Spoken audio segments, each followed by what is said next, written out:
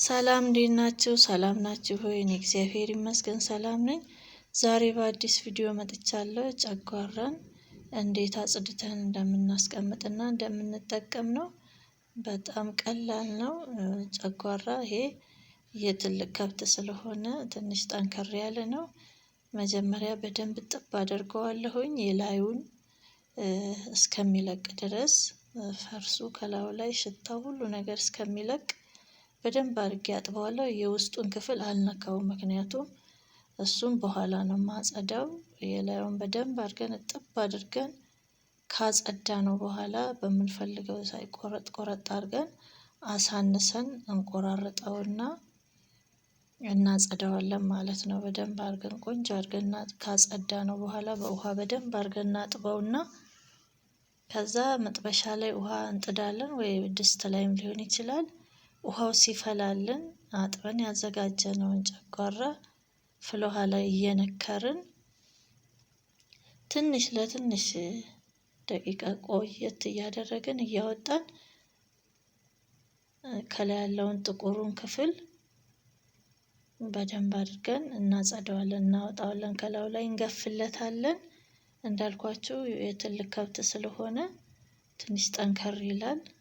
የፍየል ወይም የበግ ሲሆን እሱ ቀላል ነው። ይሄኛው ግን የከብት ነው።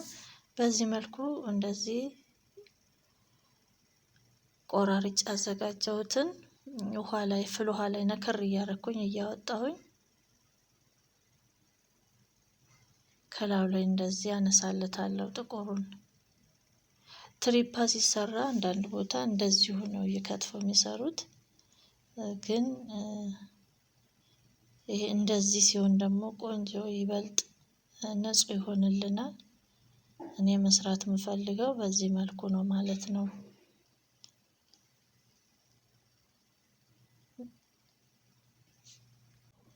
ሽታውም ከላዩ ላይ እልም ብሎ ይጠፋል። ለመልክም ላይንም ሲያዩት እንደዚህ የላይኛውን ጥቁሩን ክፍል እንደዚህ አድርገን በደንብ እናጸዳዋለን።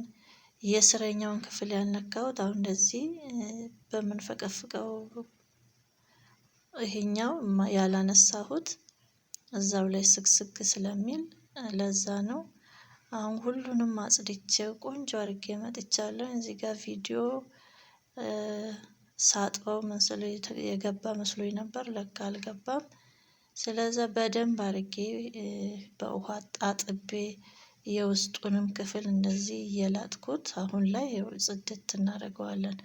አሁን ነው ማጽዳት ያለብን የውስጠኛውን ክፍል፣ አለበለዛ አይጠራልንም። አየው ነጭ ሆኖ ወተት መስሏል። ሽታ የሚባል የለውም። አሁንም በዚህ አያበቃም ማለት ነው። ለምንፈልገው ነገር ለትሪፓ፣ ለጨጓራ ጥብስ፣ ለወጥ፣ ለምንቸት ለፈለግነው አይነት ስንፈልግ በዚህ መልኩ አዘጋጅተን ማስቀመጥ እንችላለን። ቋጥረን የምንፈልገውን በመጠን ተቋጥሮ በፌስታል በረዶ ቤት ይገባል። ስንፈልግ አውጥተን የምንፈልገውን ነገር መጠቀም እንችላለን ማለት ነው። ይሄ እንደምታዩት ጸድቶ ወጥቶለታል። ሽታም የለውም። አሁንም ይቀጥላል። አሁን ምናልባት ትሪፓ መስራት ብንፈልግ ትሪፓውን ረዘም ረዘም አድርገን እንከትፈዋለን። አሁንም እጥበቱ አይቀርም፣ ገና በጨው በሎሚ ይጸዳል። ለምንፈልገው ነገር መስራት ስንፈልግ ደቀቅ አድርገንም ከከተፍንም እንደዚህም አድርገን ከከተፍን በኋላ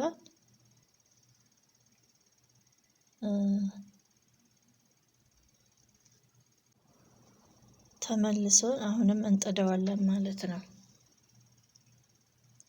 አሁን ለምሳሌ ይሄኛው ለትሪፓ ቢሆን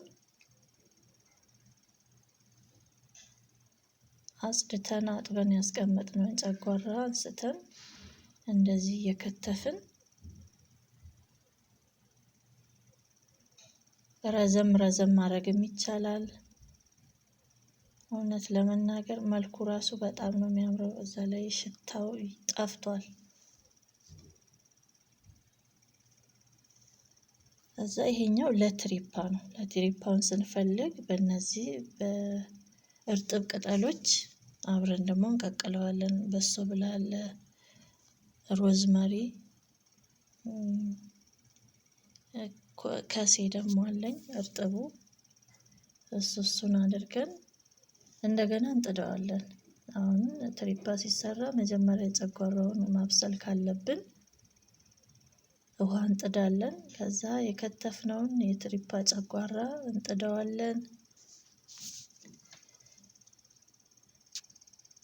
እንደምታዩት የተከተፈው ነው። ጨጓራ መሆኑ ራሱ አያስታውቅም። አንወድም የሚሉ ልጆች ከቢኖሩ ራሱ እንደዚህ ቀይረ ነው ሰርተን መስጠት እንችላለን። አሁን ከጣድኩት በኋላ በሶ ብላ ጨምሬያለሁ። ሮዝመሪ ከሴ ደግሞ አለ እሱን ጨምሬያለሁ። አብረን እንቀቅለዋለን። በፊትም ጠፍቷል ሽታ፣ አሁን ደግሞ ይበልጥ ይጠፋል ማለት ነው። ሌላ ደግሞ ቀረፋ እንጨምራለን።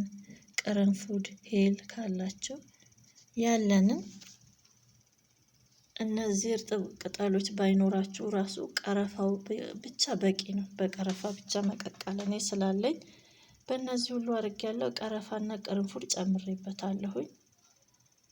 እርጥብ ቅጠሎችን ጨምሬያለሁኝ። እነዚህን አክድና አድርግና በደንብ አድርጌ እስከሚበስል ድረስ እጠብቀዋለሁኝ ማለት ነው። በዚህ መልኩ እንደዚህ የቀቀልነው እንደገና አድቅቀን ከትፈን ለጥብስ ይሆናል፣ ለዱለት ይሆናል፣ ለምንፈልገው አይነት ለምንቸት፣ አልጫ ምንቸት፣ ቀይ ምንቸት በጨጓራ ይሰራል። ብዙ አይነት ምግቦች ይሰራሉ። ጨጓራ ግድ አንድ አይነት ብቻ አይደለም። ቅቅል ላይ ቆራርጠን መጨመር ብቻ ሳይሆን የተለያዩ ምግቦችን መስራት እንችላለን። ከቀይ ስጋ ጋር ቀላቅለን ደግሞ መጥበስም እንችላለን። በስሎ እንደገና አጥቤው ተመልሻለሁኝ። ይሄ የምታዩት በቅመማ ቅመሙ በእርጥብ ቅጠሉ ተቀቅሎ በስሎ የወጣ አጥቤው እንደገና መልሼ አሁን የምታዩት ሎሚና ጨው ጨመርኩበት ማለት ነው። እንደምታዩት በጣም ቆንጆ ነው።